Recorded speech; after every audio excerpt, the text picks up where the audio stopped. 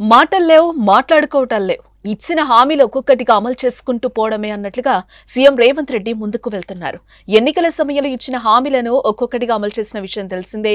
కాంగ్రెస్ ఇచ్చిన ప్రధాన హామీలో రైతు రుణమాఫీ ఒకటి. ఇప్పటికే లక్షలోపు రైతు రుణమాఫీని అమలు చేసిన విషయం మనకు తెలిసిందే.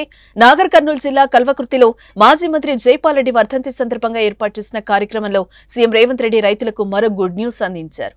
కల్వకుర్తిలో ఏర్పాటు చేసిన సభలో సీఎం రేవంత్ రెడ్డి మాట్లాడుతూ లోక్సభ ఎన్నికల సమయంలో ఇచ్చిన హామీ మేరకు 2 లక్షల లోపు పంట రుణాలన్నీ మాఫీ చేయాలని ఓ వ్యక్తి నాకు సవాల్ విసిరారు.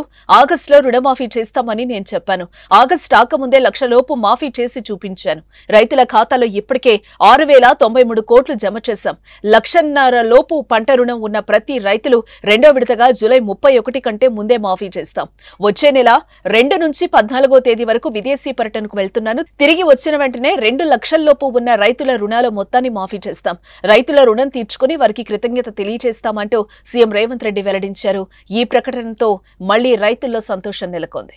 రైతాంగానికి నేను మాట ఇస్తున్నా, జూలై 31 తారీఖు దాని కంటే ముందే 1,50,000 రూపాయలు ఉన్న ప్రతి రైతుకు మళ్ళీ రెండో విడత ఖచ్చితంగా 30 తారీఖు జూలై దాటకంటే ముందే 1,50,000 రూపాయల మీ బాకీని చెల్లించి రైతు రుణం తీర్చుకుంటా అని చెప్పి ఈ కల్వకుర్తి గడ్డ మీద నుంచి నేను మాట ఇస్తున్నా.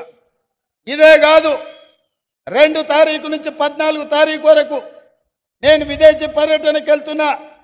వచ్చిన ఎంబడే 2 లక్షల రూపాయల వరకు రైతులకు ఉన్న రుణాలను మొత్తాన్ని ఆగస్టు నెలలో పూర్తి చేసి మీకు ఇచ్చిన మాట నిలబెట్టుకొని తెలంగాణ రైతాంగం యొక్క రుణం తీర్చి మీ రుణము తీర్చుకునే బాధ్యత ఇచ్చినందుకు మీకు కృతజ్ఞత చెప్పుకునే అవకాశం ఆగస్టు నెలలో నేను తీసుకుంటాను తెలియజేస్తున్నా.